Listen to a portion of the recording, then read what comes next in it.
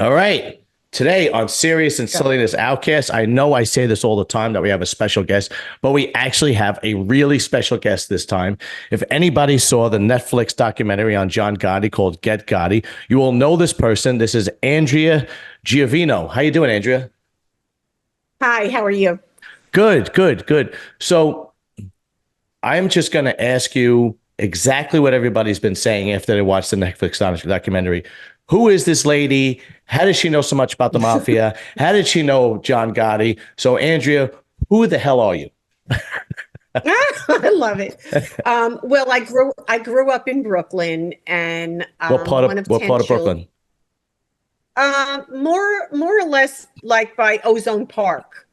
Okay. It was East Second between Ditmas and Avenue F, like Okay. close to Ocean Parkway. Gotcha. Okay. So my mom, I was exposed to a lot of mob guys at a very, very young age because my mom was running card games for Crazy Joe Gallo to make extra money. Yeah, yeah, yeah. So that's basically how. And then, as my brothers got older, I have four brothers, and my brothers were all street guys, and we're in not my brothers. Like my older brother was very close to an older man named Funzy. He was like, I don't know who he was connected. Sounds like you're either from Red Hook or you're from Bensonhurst. Doesn't sound like you're from Ozone Like, Park. oh yeah. Well, Bensonhurst, 28th Avenue, and like by 86th Street over there. Because Funzy was from Bensonhurst and Crazy Yes, Joe was so from he was Carroll close to him. Gardens.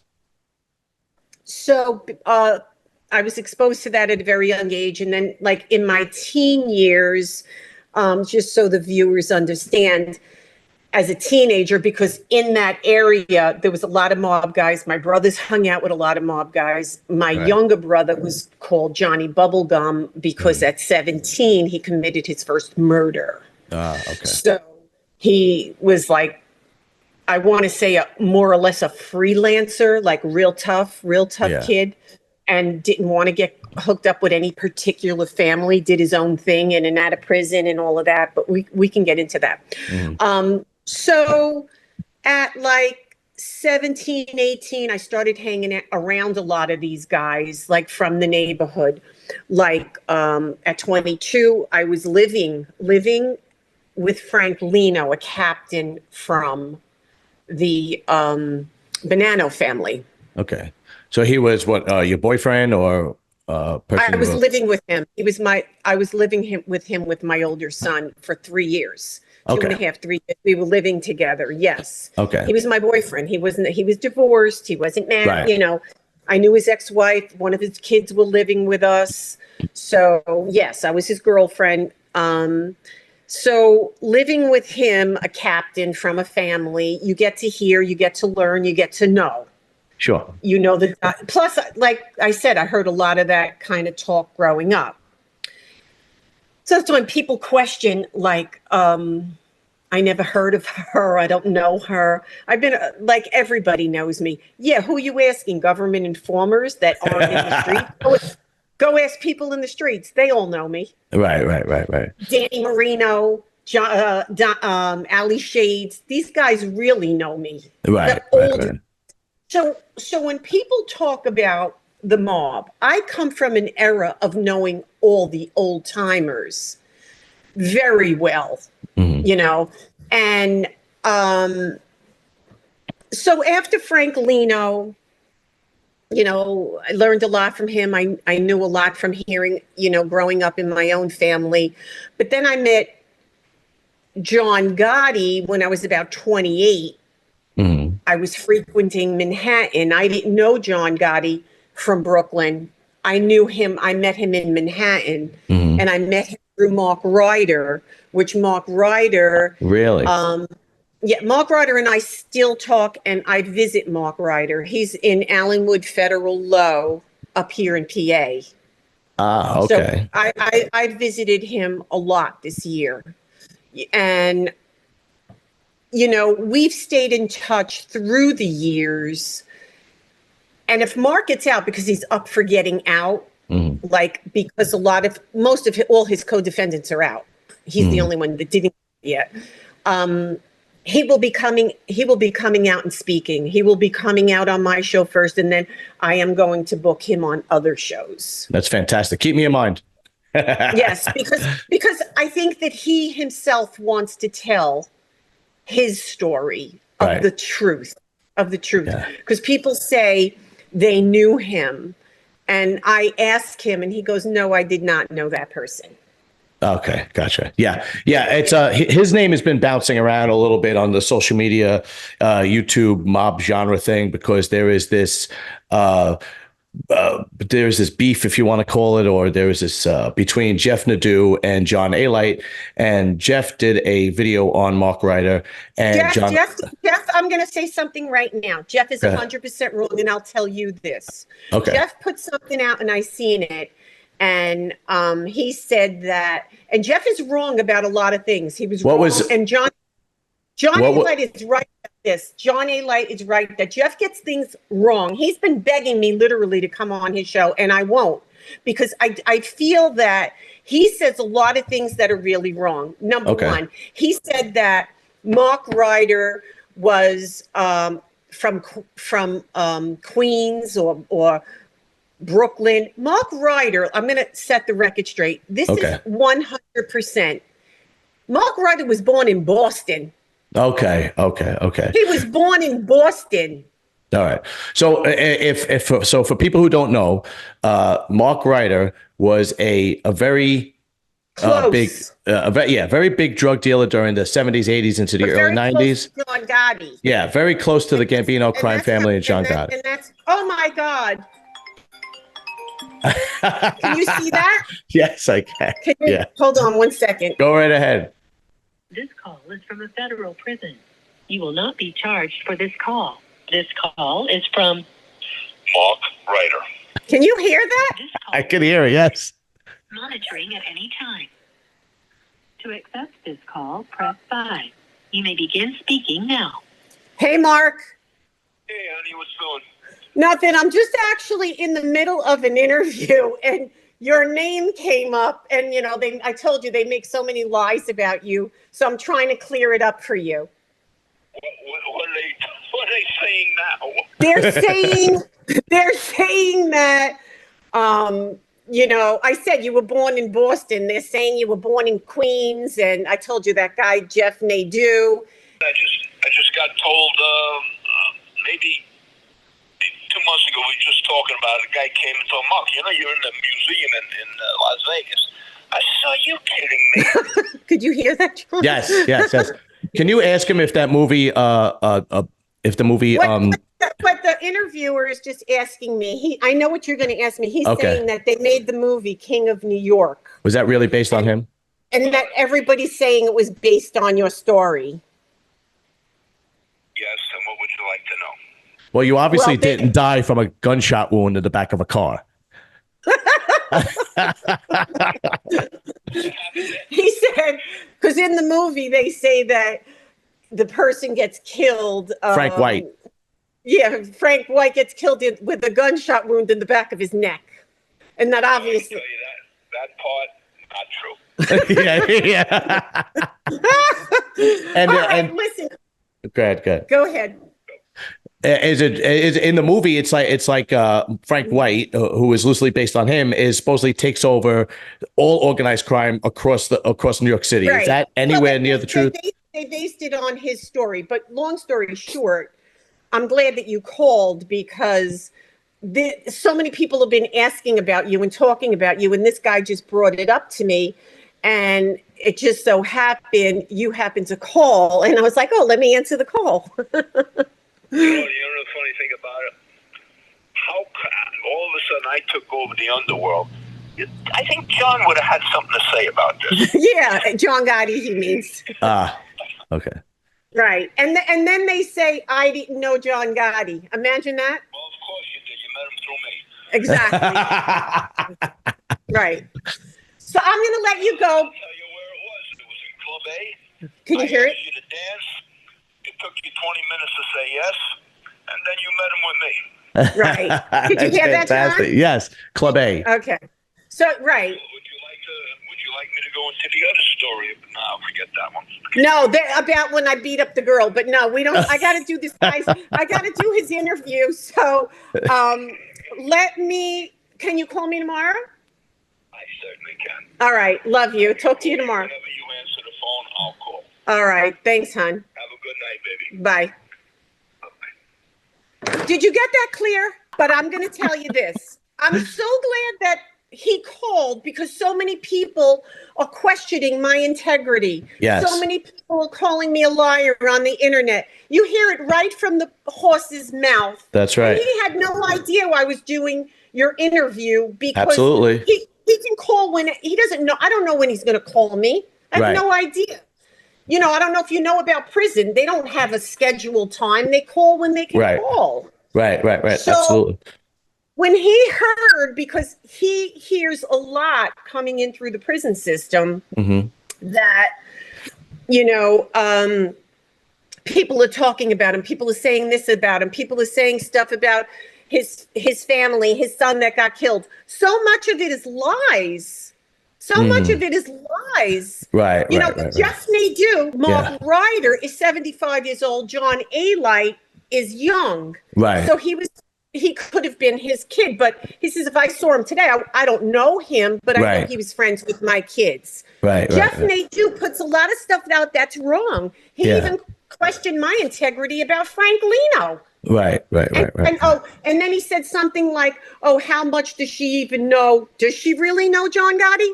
What do I got to lie to you? Right. Here's what I think. What happens? This is what I think. What happens and this is just my opinion. I think the phone call that just came in, people wish they would have gotten. So you just got like a big. I know. I'm really hoping this blows up now, and if it does, I'm going to send you gifts and praise and whatnot. But yeah. Here's what I think what happens. It's just so you know, I'm Italian. I am also from Brooklyn. And then from Brooklyn, we moved to Staten Island, but we grew up in Brooklyn, me and my brothers. So yeah, you're like, I'm old enough to be, you could be my child. I've been in an era of those people. Right. You know, like, you know, people go, oh, how does she know? All right. So, you know, I'm 68 years old. I have adult children. Right. I, you know, Mark is in his 70s. Yeah. These are people of my era. How does someone like a Jeff Nadu or any of these people, and Michael Francis tried to discredit me also, and Michael Francis was with the Colombo family. He doesn't know these people. Mark Ryder said, I don't even know him. He said to me, Andrea, you were probably around John Gotti more than Michael knew him. Right. More because we were with him on a regular basis. Right. Here's what I think happens. This is what I think what happens. Jeff is from Pennsylvania. He lives in Pennsylvania. And I think what happens is he does research and he looks things up on the internet and he looks things up on like maybe government files, whatever's made public. And I think he just reports what he researches. And it's, you know, a lot of things that are on Wikipedia is not accurate. A lot of things that are people put on the internet is not accurate, but he reports it as accurate. And then when people hear this, that we're in the thick of things like yourself, like Mark Ryder, like Johnny Alite, he's like, who is this kid and why is he talking like he knows what he's talking about? That's my personal opinion. I think that's what happens. I don't know for sure, right? That's just my opinion because I can't tell you how many times I have another channel, right? I have a bodybuilding channel and I have these famous bodybuilders on, elite bodybuilders on all the time. And I'll do a little research and I'll say, you know, oh, you're this old and you turned pro this year or you won this contest. And they'll be like, no, where'd you get that from? What? And they'd be like, well, like Wikipedia. And I'm like, no, that's wrong. You're wrong. That's what I think. Exactly. And like people continually question, like saying, well, I was on 60 Minutes when my book came out years ago because I was on a lot of different shows for many, many years. I've done a lot of documentaries. I was in the documentary Gotti and Son with John Gotti Jr. I was in Mafia Killers. I've been all over the place. So when people go, I never heard of her. Well, I don't know why, but I've been on everything. But they bring up the thing that Andrea Giovino ratted. And I say it over and over and over. My brother and my husband ratted to get me released from the case. So I didn't get indicted. If I had to rat to save my children. I had 4 little kids. I would have. I didn't have to. Of course you would have. Well, anybody in the right That's mind would my have. children. Right. Right. So when people go, oh, there's papers. There is no papers because I never had to. Right. I never had to. Okay. You know, so when people say a lot of these lies, like Jeff Nadu also said, oh, why don't you want to come on my show? He put a comment, you're afraid to, because you're afraid of the questions. I'm not afraid of anything. I've told you, ask me whatever you want to ask me. Yeah, it's the wrong way to go about things. I don't want to come on your show because you really don't know the life and you're getting everything screwed up. Okay. Yeah. And you're not really doing the research. What you're doing, you're mixing all the words. Okay. What do you mean by that? Explain that. Unpack that for me. Well, what I think he's mixing all the words, like what you said, is he's going and trying to do research, but then he's picking and choosing what sounds better to your fan base. Okay. Look more like attractive to his fan base, but you're not being fair to your fan base because your fan base should get the facts. That's a possibility. That's a very good possibility. Yeah. Yeah. When I have people on my show, which I have my own podcast, Andrea Giovino. That's it. That's the podcast. Okay. And my guests, their stories are accurate. Accurate. I'm not going to go do research and look up in the newspaper about them. I'm going to go and allow them to tell me their story. Right. That's my show. The facts. I want them to tell me, like I'm doing with you. Right. I'm telling you my story. Whatever you want to ask me, you ask me. Well, so far it's been fascinating. I couldn't expect anything like this before. But let's get back to you. The Mark Ryder phone call was incredible. John A. Layton. That was great. I mean, yeah, it was great. So now you know how I met John Gotti through Mark Ryder. Mark Ryder just verified that to you, which people all over the internet were trying to understand. She's lying. She's this. Now you could go blow it up. Believe me, I'm gonna make it a short clip. Believe me, it's gonna be out there. And then I'll put it out there also. Oh, I'll send it to you. No problem. Yeah. Okay. And then get in touch with Alite and tell him Mark Ryder cleared it up. I'll actually, yeah, I know. I'm relatively not very good friends, but friendly enough that I could send him. I mean, we do. He texted me Happy Easter on Sunday and stuff. So I will say I was doing an interview with her, and Mark happened to call, and she verified it for you because Jeff Nadu is a liar. Yeah, you know what? I'll probably give him a call after we wrap it up. Okay. But I want to get to you. Right. So you were living with Frank. I apologize. Lino. I didn't know Lino. Okay, from the Banana, and then you were living with him for 3 years, and you had your oldest son at the time. Yes. Right. My son was 5 at the time. Okay. And was his father also in the life? The actual biological father? Yes, his father was not a made guy, but a street guy. Right. He was a guy. I met him through. We all were young and hanging out on 86th Street, and we all used to hang out with like the Scapacci's. Yeah. Scapacci funeral. We used to hang out with all of them, and I knew Frankie DeCicco very well because I was friends with his brother Bobby DeCicco and his sister Barbara DeCicco. So I knew all of them. I lived on 85th Street and 28th Avenue after I moved from Ozone Park. I lived over there, and I don't know if you know, your dad might know because they're more my age. Downstairs from 20th Avenue and 85th Street, right on 84th Street, was a club, a social club, and Joey Man and Jimmy Man, they were mob guys. They had that club. Okay. So I knew street guys my whole life. People go, how does she know? You know, if you're from the neighborhood, everybody is a close circle. Everybody knows one another. Okay. Now, it's the information that you've gotten from being around these guys. Was it just conversation? Was it and respectfully, was it pillow talk? Were you directly involved with something? No. I wasn't involved, and that's clear up too. A lot of people were going, oh, she said she was an associate when we did Get Gotti. Right. When Get Gotti came out and it said associate, I didn't put that there. They did, right. They put that there. Yeah. No, I was not an associate. These people were my friends. I Right. was not involved with them on an illegal manner. I was arrested on a RICO, but not with the Gambino crime family. I was arrested for putting money up for drugs, to drug dealers to go buy larger amounts of drugs. I was the Okay. bank. I got you. So I was I got arrested. you. I was arrested in RICO. Did I have men backing me? Killers? Yes, I did, because I Yeah, couldn't be right. doing that. And also having a big book on the streets, lawn shocking, without having a backup. That's the truth. Okay, you know that if you come That's from the the truth. streets. So when people go, "Who is she?" That's who I am. Right. Okay. So now you separate from Frankie Lino.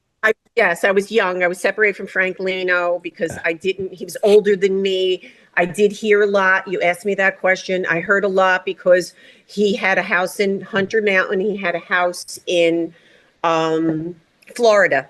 And and he'd have a lot of the guys come, which were guys from Mulberry Street, Joey D'Amico, Bruno, Anthony and Delgado.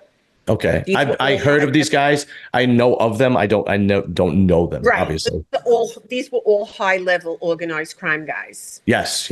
And captain, skippers, So So after you and Frank separate, where do you go from there in your life? after that, I met a very legal businessman, very wealthy, and I married him. And Good choice. Good choice. Yes, I married him. But I didn't stay in the marriage because he was very straight, very legal, very wealthy, but very abusive. You mean like controlling verbally? No, physically, Really? verbally. Yeah. Okay. So All it's right. 3 years, packed it in, done. So I Okay. tried to go the right way, but it didn't work. Yeah, it's almost like you kind of needed. You couldn't. It's almost look. My mother was like this. Okay, so this is no. I'm not being disrespectful. It's almost like you needed a little bit of that bad guy in order to be involved, right? Yes. My mother was like that. I have conversations with my brother because we talk about it how, back then, every guy, you didn't have to be a mob guy. Every guy had a girlfriend. Every guy, Yeah. And my brothers were like, oh, daddy ran around on mommy and blah, blah, blah. And I'd be like, and I'd say, yeah, mommy wouldn't have married anyone else. She wouldn't have married I a love guy. that. I love that you call your mom mommy because my kids call me mommy. Yeah, it's the truth. It's an Italian thing. Yeah, absolutely. Yeah. It's an Italian thing, John. My mother is 88 years old. I still call her mommy. Yeah, 100%. Oh, but that's so good. Yeah, it is. Thank you. And I tell them, I was like, mommy would have never married a straight laced guy. Never. Because her father was that way. Right. My father was that. Right. That's where she grew up in Red Hook. All the guys are like that. Yes. It's very, very hard. So, so you marry this guy, you leave him. Go ahead. Yeah, leave him. And then after that, that's when I met Mark Ryder. And I was going out with Mark Ryder. And that's why people go, like, they say these disgusting remarks. Oh, she was a side piece for Mark Ryder. You just heard him. There's a lot of respect between. No, I was not. In many years, obviously. Yeah. Yes. And not only that, we've stayed friends through the years. Right. Through the many years. He trusts me with everything. And I think that people on the internet, what I'm learning are a lot of the men, because I think this genre is a lot of men.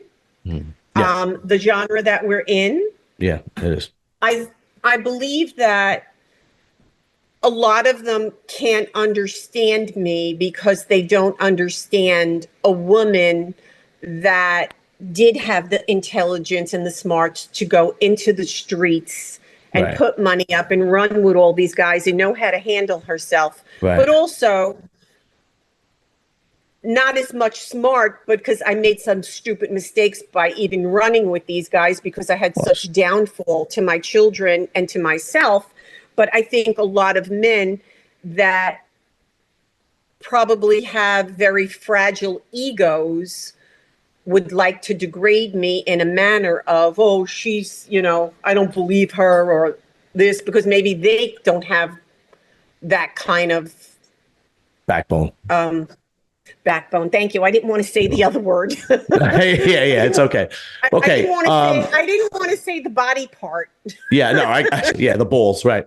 Yeah, You said. yeah, absolutely. Look, Right. generally speaking, yes, women are not involved with the mafia, organized crime on pretty much all levels. It's Italian, Asian, Mexican, drug cartels.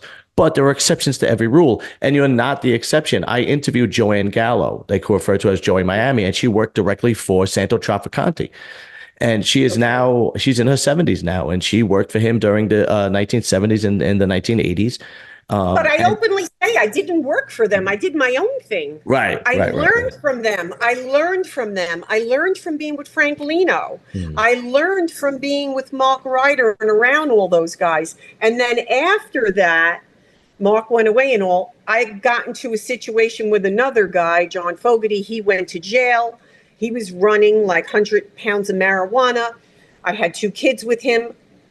I put money on the streets. So the point being, I learned from them. Right. Because I said, you know what? I've been around this my whole life. I could put money on the streets. I got these guys backing me. Something happens. They're going to take my back. And that's how it all snowballed, to try to make a living. But I wasn't connected with any family. I had all these guys. If I had a problem, they would help me out. And that's exactly how it. Now, that's actually a great question. Did you ever have anybody that tried to take advantage of you because you were a woman, or somebody wasn't paying you and you had to actually say, hey, to one of the guys? Well, that's how I got arrested. I had this guy up in Pennsylvania. His name was Joe Florenza, and he owed me $20,000. And I didn't know my phone was wiretapped by the feds. And what happened was I was on the phone giving instructions to have guys go up there and break his effing head and get me my money. Right. So basically, but that was, they told him to do that. The feds told him, hold the money, don't pay her because we know her, because they do their research, the feds. They knew I backtracked me knowing I knew all these people. They said, she's going to come for you. She's not going to let $20,000 go. Right. Sure. And that's how I got arrested with 22 men. Wow. And now what year was this, give or take? I got arrested. It was September 9th, 1992. Oh, okay. 1992, I was arrested with Michael Spinelli, which is still in. He's still in all these years, 30 years. Freddie Puglisi, which just got out. He was with Mark Ryder. He did time with Ryder. My brother cooperated. My ex-husband cooperated. And that's how I was released from the case. And then there were a lot of other guys, Bobby Merlino, a whole bunch of guys that were arrested on my case. But I was arrested, and then when the indictments come down, I was released from the indictment on their cooperation with the government. They cooperated with the government upon releasing me from the case. I see. Like they said to the government, we're not going to cooperate. The only way we'll cooperate, because there were a lot of murders on my case. It wasn't just a drug case. There were a lot of murders. I was hit with a RICO. Okay. So the only way that will cooperate is you release her from the case. So that's why people make lies up about me. I don't need to lie to these morons. Right. Exactly. Yeah, I understand. All right. So after you were released from the case, did you set yourself straight then, or did you? No. After I was released from the case, there was a contract out on my life.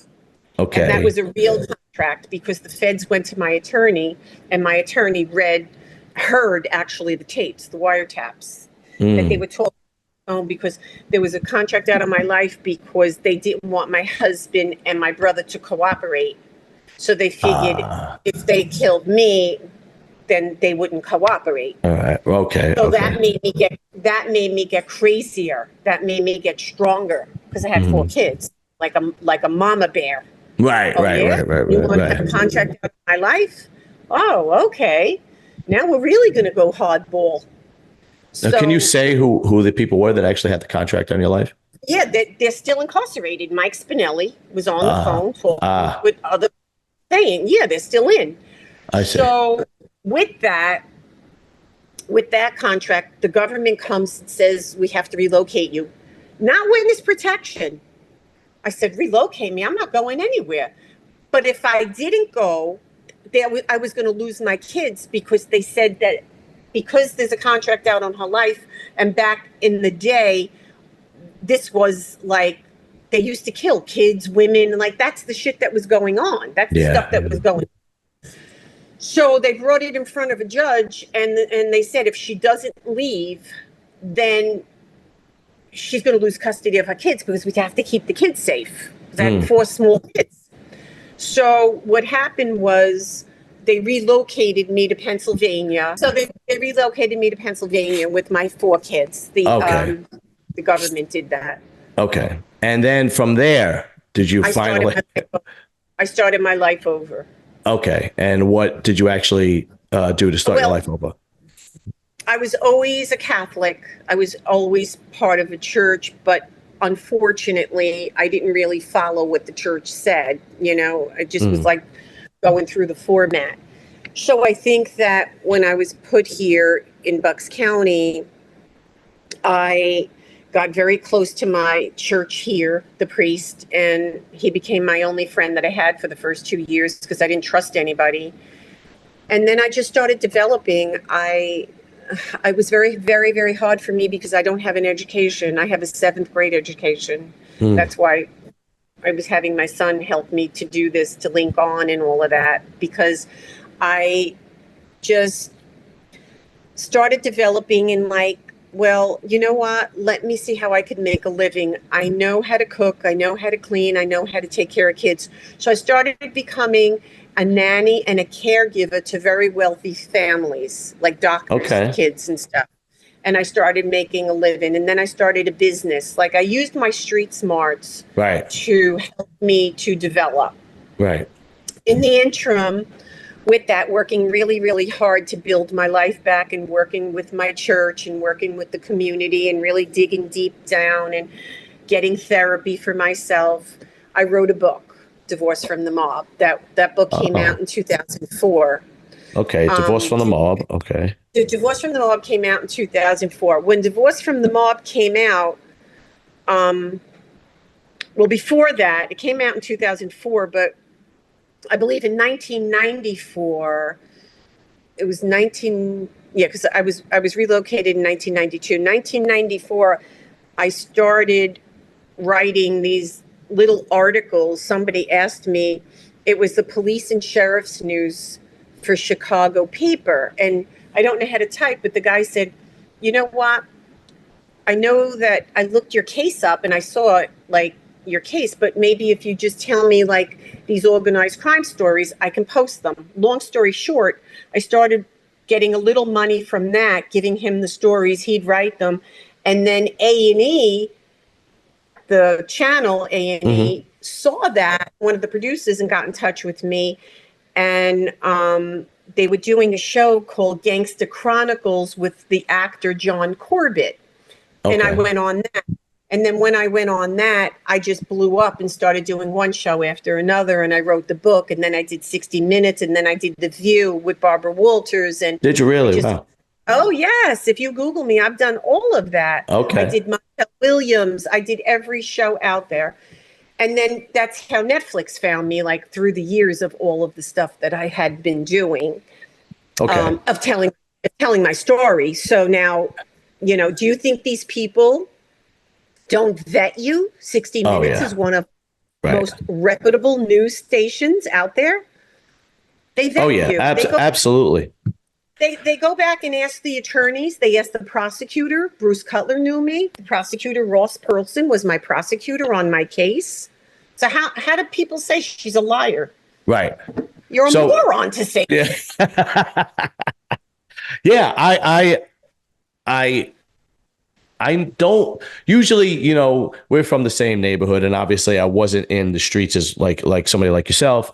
My father, my brothers kept me away from that. But when Thank you're from, God. Thank yeah, you, I know. Jesus. Ain't that the truth? But you kind of could pick out, for the most part, a liar, a fibber, somebody who embellishes the truth. And when I watched the Netflix series Get Gotti, I didn't get that from you at all. Not at Okay. all. And there's plenty of guys that are doing interviews now that I could tell that just straight full of shit. Oh God, full of it. And I've had times where I cut an interview short and Hmm. didn't post it and didn't put it up and told them I'm not putting it up because I basically said because it's not what you're telling me is not the truth, right? And Exactly. it's a lie. It's a lot of lies, 100% lot of lies. Yeah. And when you want to question, like a young kid, I don't want to mention his name because I don't want to bash anybody, It's okay. want to go question my integrity about you were a kid when I was in the streets. What do you Yeah. know who I knew? Or his initials You know? GB. Yeah, yes. Who are you to go Yeah, question me? yeah, You heard it I right had from Gene the, on. I had Gene on myself. I had him on my show. Yeah. I mean, you just heard it right from the horse's mouth, Yeah. Absolutely. you know. And I think a lot of it, like I think a lot of it is YouTube, things just to create YouTube views, followers, so on and so forth.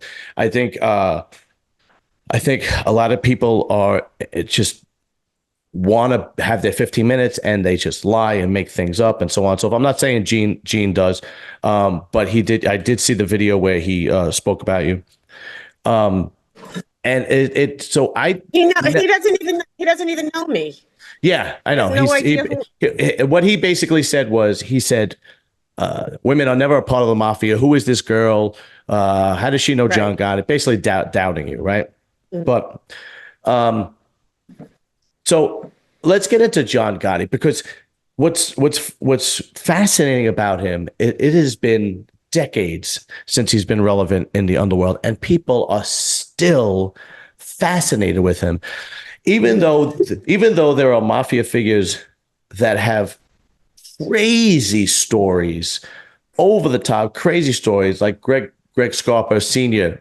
to be one of them, Mhm. has incredible. Larry Maz is another one that has a insane I know Larry story. Naz, very good friends with my brother. Yeah, he's a great guy. He's been on my show plenty of times. And the Roy DeMeo, Mhm. crazy stories. But for some reason, John Gotti is still like the number one spoke about mafiosa in the country, and still is, and people are still fascinated about him. What was it about him that people are just love to talk about him and love to hear stories about him? I mean, personally, I believe he's bigger or as big as Al Capone. And Al Capone is still talked about, Good you point, know? Chris. Yeah. Okay. So I believe that when you have a guy like John Gotti that goes out and puts a hit on a boss, Paulie Castellano, Right. that's history. Like people, like you got to really have a pair of Yeah. what Yeah. to do that. And Yeah. I think knowing John, and knew him, he had so much charisma. Like people, the reason Netflix wanted me on was because they wanted a point of view of a woman's point of view, other than his family, other than men, of what he was like you're asking me. Same Okay. question you're asking me. And they wanted that view. So my view of him was, I knew John being out in a setting of having fun, Right. restaurant, club. I don't know John of the treacherous killer because I didn't see that side of him. I saw the side of him of when he's relaxed out, having a couple of drinks, having fun. You heard what Mark Ryder said. He's Right. we were out with him all the time. So when you have that, people viewed John Gotti as, you know, I think it was Life magazine did an article on him. He was on the cover of Life magazine. Yes. Yeah, I remember that as a kid. Sure. Right. He was charismatic. He was good looking. He was charming. He walked into a place and you would be like, oh, who is he? Because he had this, you know, aura about him, like he was a somebody. Mm-hmm. So people are still fascinated with it, you know, and people watch it. Anything Gotti, they watch. Oh, it's unbelievable. It really is. It's unreal. And Get Gotti did very well. It was running number one for for 6 weeks. And I watched it. I remember watching it, and I was actually disappointed because I didn't realize that it was going to be about the feds taking Gotti down. Okay. As if, what part of Get Gotti didn't you understand, right? But I was really hoping that they would get more into him. I mean, he's kind of like the villain you cheer for, right? Uh-huh. It's kind of like Joe Pesci and Goodfellas, like you just right. And like I said, I mean, there have been movies made about him, two, one with John Travolta and the other one with Armand Assante, right? Yeah, the one with Armand Assante. Just to let you know, that I think was the best.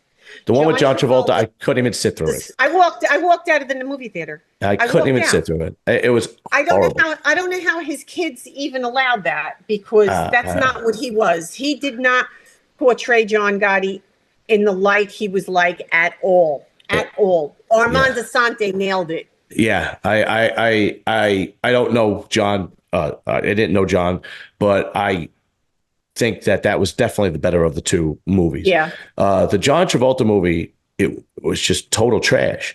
If John Travolta wasn't in it, it would have been a low budget B-rated movie. Nobody would have heard of it.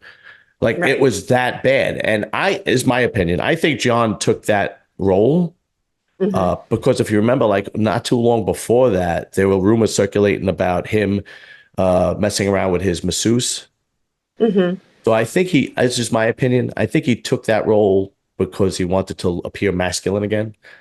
Because he was always looked at as a masculine guy. Yeah. I don't know if you remember those rumors that came out about him. I do remember the rumors. I might be dead wrong, but I think the movie was horrible. That's awful. My point. It was the casting was awful. The casting was awful. Travolta was awful. The acting was awful. It was just total trash. The only thing that I understand from what people tell me, because I've actually had Rita Gigante on my show several times.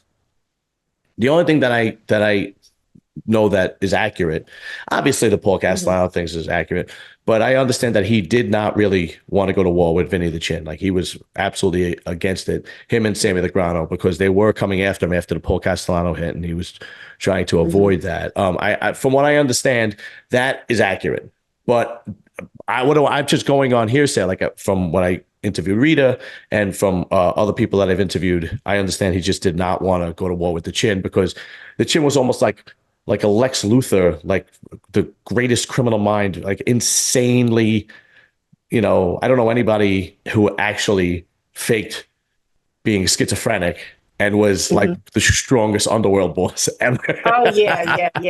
Yes. And that would be a great movie, right? You would that would be just a fascinating movie, right? But anyway, so, okay. What do you, besides I'm going to ask you about the guys that have come out of prison.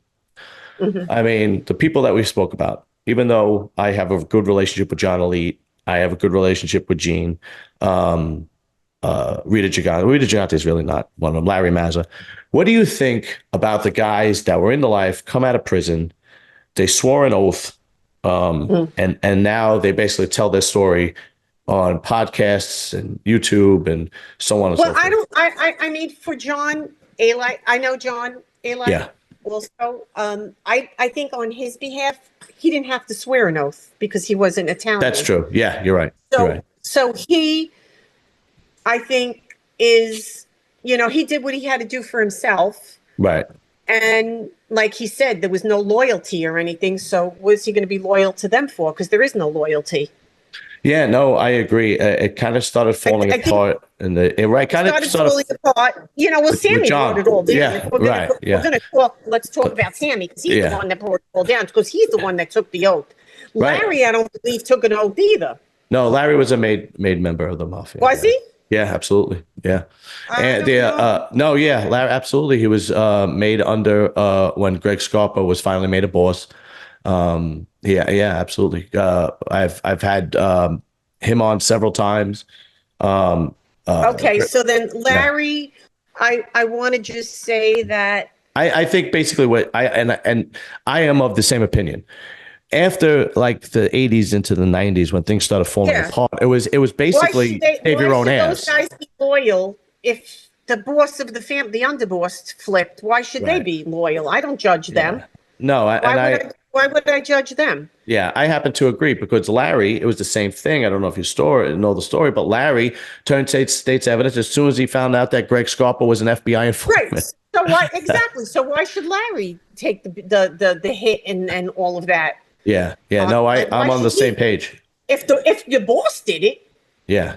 No, right. Absolutely. This guy that you swore loyalty to that, broke the number one rule. you Absolutely. know, But the other was the low level, like Gene Barillo. He didn't. What did? right, He's not a mean guy. He was a nobody. right. Yeah. Gene, there's a bunch of them that, even Anthony Ruggiano, Jr. Oh, Uh, Anthony's. I love Anthony. I think he's such a reformed gangster. He's a reformed gangster. He yeah. really Yeah. is. Yeah. He Anthony. I feel again. He did what he had to do. He had a hard time doing it. I'm Mhm. good friends with Mikey Scars also. Mikey Scars has a hard time dealing with what he did, but he did what he had to do for himself because there's no loyalty in the streets anymore. I agree. There was no when all of that happened. Now, you do have the old timers like Mark Ryder that would never cooperate. They just Yeah. my friend George Matarano that I had on my show 32 years would never cooperate. Right. There are people that just would never cooperate. They Yeah. just don't. And Greg They don't have Scarpa, it in- Greg Scarpa Jr., same thing, 30 something years in prison, right? Yeah. Almost 40, 37 years in prison. He just got out 3 years ago and he went Yeah, in, they just- I believe he went in 87. Yeah, there's a lot of them that just have this way about them that they just won't cooperate. So I don't judge. I don't care if Yeah. you cooperate. I like to see the human being they are today that they change their lives around. And if Yes. they're changing their lives around and they're not hurting anybody and they're making, a living on YouTube and they can do that in a right manner and not hurt anybody, well then good for them. Yeah. Good for them. I mean, they're not hurting anybody. No, I happen to agree with you wholeheartedly, and the reason why I agree with you is because exactly what you said. After the late '80s, early '90s, it was really the Gotti Gravano situation, and then it was the Colombo war. With Yeah, like Iran. why should they be Everybody loyal? really was crumbling. It was really, really crumbling down to Right. next to nothing, and it was save your own ass at that point. So I completely That's agree. exactly what it is. Save your Yeah. own butt. And Yeah. when you get to that situation, listen, if it comes down to picking me or you, I'm picking me. Right. Yeah. Right. No, I couldn't. I couldn't agree. The guys like the old school guys that were before our time, like Tony Salerno who died in prison. They're not going to turn. That generation is Listen, gone and is never coming back. they're gone. They're Yeah. gone. Yes, and You that's know. the generation that the age group I had been with, like Right. John Gotti, Gene Gotti, and Angelo Ruggiero, Mark Ryder. These are all the people I knew. Right. I don't know these young kids and all of that. Even Alite's younger than me. Right. Like they're younger. So and Michael Francis is with another whole family, the Colombo Right. family. How's he know who John Gotti knows and who we were with? He's like, Yeah. So he's another one. Right. What is your take on, because I find him very entertaining. Who? Joey Merlino. Oh, Joey Merlino. What do I don't really watch his show that much. I don't really know Joey, but I think that Joey's coming out speaking about the guys that can't speak, and I do like that too. He I went, yeah, like the fact- he kind of still swears up and down that, you know, because he never turned state's evidence himself. No, But he still swears up and down that, you know, he doesn't know anybody. Wasn't part of the mafia. He was on Vlad TV. But what's funny, it's like in his interviews on his show, it's almost like professional wrestling. So what I mean by that is we know it's fake, but he still says, I didn't know anything. Do you know what I mean? Like the show is like everybody knows he's the Philadelphia boss, right? And then, but he goes, no, I'm not. I don't know anything. I don't know what you're saying. And that's what I mean by professional wrestling. It's completely fake, but they're saying it's real. Yeah, but I think on Joey's behalf, the little bit that I have seen, he mostly wants to talk about the gambling and you know that stuff. And then I know he doesn't like rats, and he says rat of the week and all that stuff. Yeah. He is entertaining like the other ones are entertaining. He entertains on his own. Yeah, you know, and I do think that why not? Why can't he do it? You know, everybody else is doing it. Why can't he come on and do it? Yeah, listen, who says because whether he is or he isn't a mob boss, whether he's out of it or isn't out of it, he's still, like I have, everybody has a right to be on here. Right, absolutely. And have a show. That's his prerogative. Yeah, 100%. I wish them well. Yeah. I wish them all well. And let's face it, look, it was crumbling during the 90s. What's left now is a shell, a fraction. Oh, God. Exactly. So, I mean, if you could literally turn state's evidence and then move right back into the same neighborhood and nothing's going to happen to you, because Gene Borello did that and moved back into the same neighborhood. Who was the other guy? Hootie Russo moved back into the same neighborhood.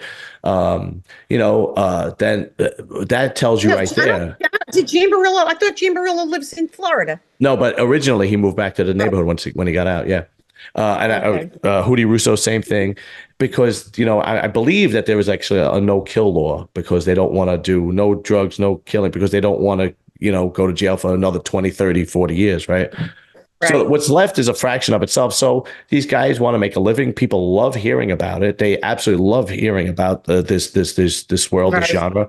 So, you know, why not? But let's change direction a little bit. I want to know about what you're doing now. You have a podcast? Yes, I have a podcast. So I'd love for your subscribers to come onto my channel and, you know, come and see stories and stuff. It's just Andrea Giovino. The link will be in the description area. Yes, put the link, Andrea Giovino 1. That's what it is. Okay. For my podcast. So I'm doing that. I am a grandmom, so I help my daughter every day. Yes, I am working. I can't say too much, but I do have some big projects coming out with more TV stuff, you know. Oh, that's fantastic. Oh, yeah, that's fantastic. So I do a lot of interviews like, you know, we're doing now. So I'm pretty busy. I am pretty busy with this genre of organized crime.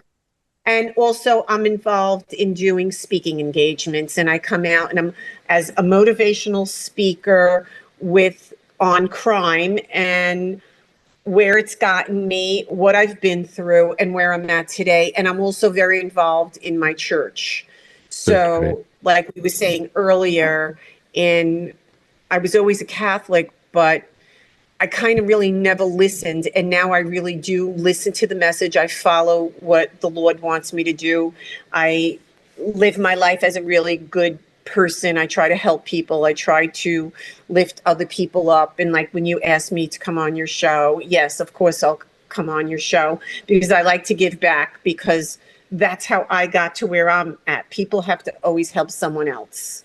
That is greatly respected and appreciated.